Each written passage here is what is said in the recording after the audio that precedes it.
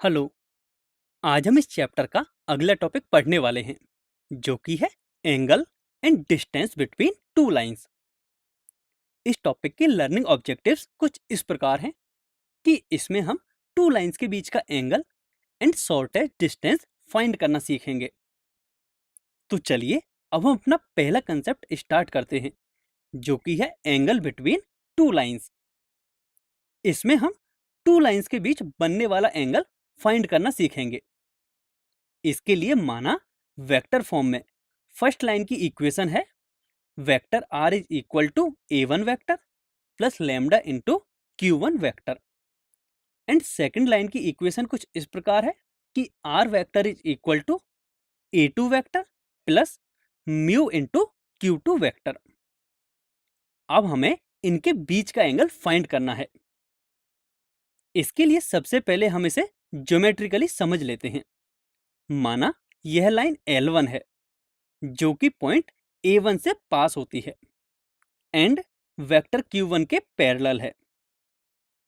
अब माना यह लाइन है L2 जो कि पॉइंट A2 से पास होती है एंड वेक्टर Q2 के पैरेलल है।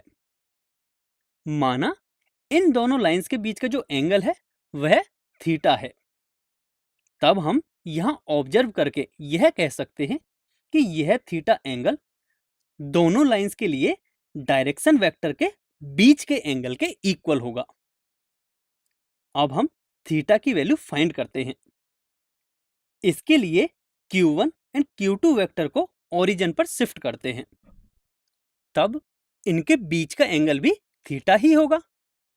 अब हम Q1 vector dot Q2 vector की बात करें तो हम इसे इसके इक्वल लिख सकते हैं, जिसे सॉल्व करने पर we get cos theta is equal to Q1 vector dot Q2 vector upon magnitude of Q1 vector into magnitude of Q2 vector.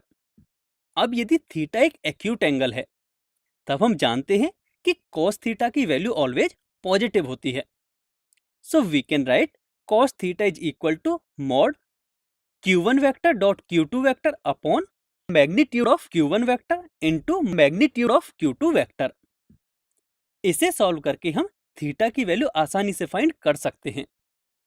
अतः हम कह सकते हैं कि दो लाइंस के बीच का एंगल दोनों लाइंस की डायरेक्शन वेक्टर के बीच के एंगल के इक्वल ही होता है।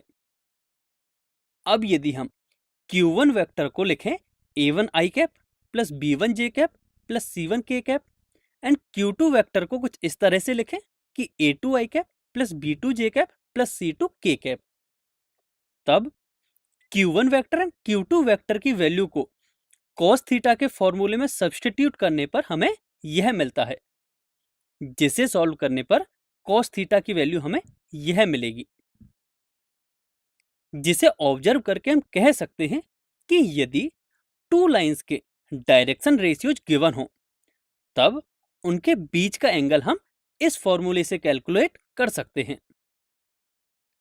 अब यदि हम यहां देखें तो A1, B1 and C1 line L1 के लिए डायरेक्शन रेशियोज हैं and A2, B2 and C2 line L2 के लिए डायरेक्शन रेशियोज हैं। अब यदि हमें लाइंस की इक्वेशंस कार्टेशियन फॉर्म में गिवन हो तब हम इक्वेशन से डायरेक्शन रेशियोज की वैल्यू फाइंड करके सेम फॉर्मूला यूज करके लाइंस के बीच का एंगल फाइंड कर सकते हैं।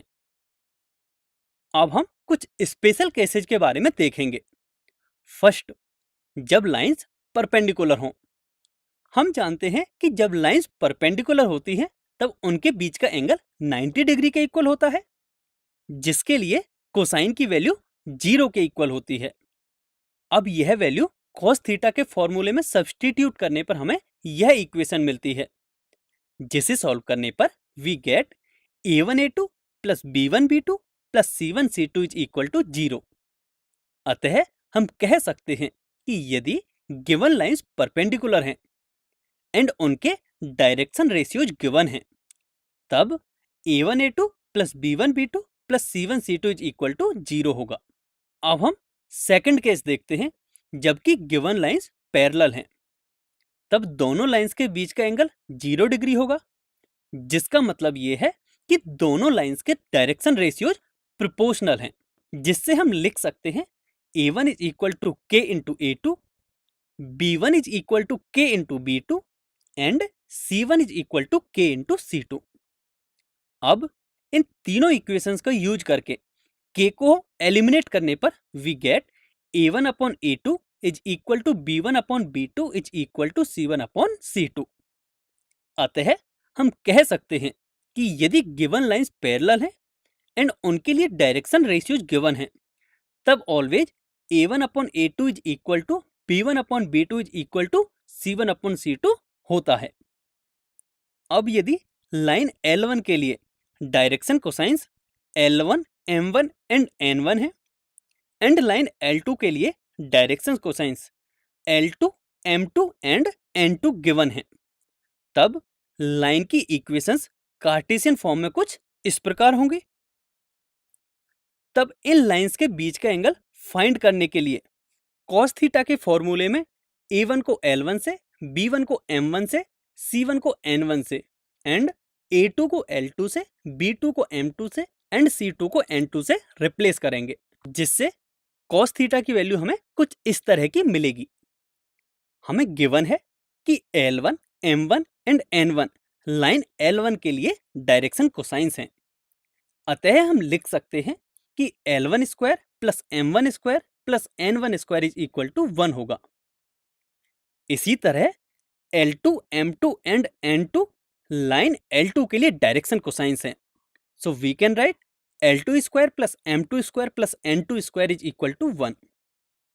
अब इन वैल्यूज को cos थीटा के अबव फॉर्मूला में सब्सटीट्यूट करने पर we get cos theta is equal to mod of L1 L2 plus M1 M2 plus N1 N2।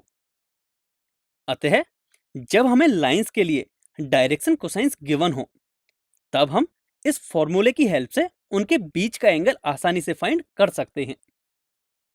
अब हम कुछ स्पेशल केसेज के बारे में देखेंगे। फर्स्ट, जब लाइंस परपेंडिकुलर हों, तब दोनों लाइंस के लिए ये कंडीशन होगी, जो कि है L1 L2 plus M1 M2 plus N1 N2 is equal to 0। अब सेकंड केस में माना लाइंस पैरेलल हैं, तब दोनों लाइंस के लिए ये कंडीशन होगी, जो कि है L1 upon L2 is equal to M1 upon M2 is equal to N1 upon N2। अब यदि हम इनको ध्यान से देखें तो ये दोनों कंडीशन सेम ऐसी ही हैं जो कि हमने डायरेक्शन रेशियोज के लिए पढ़ी थी। अब हम इस कंसेप्ट पर बेस्ड कुछ क्वेश्चन सॉल्व करेंगे, जिससे यह कंसेप्ट आपको और अच्छी तरह से क्लियर हो जाएगा।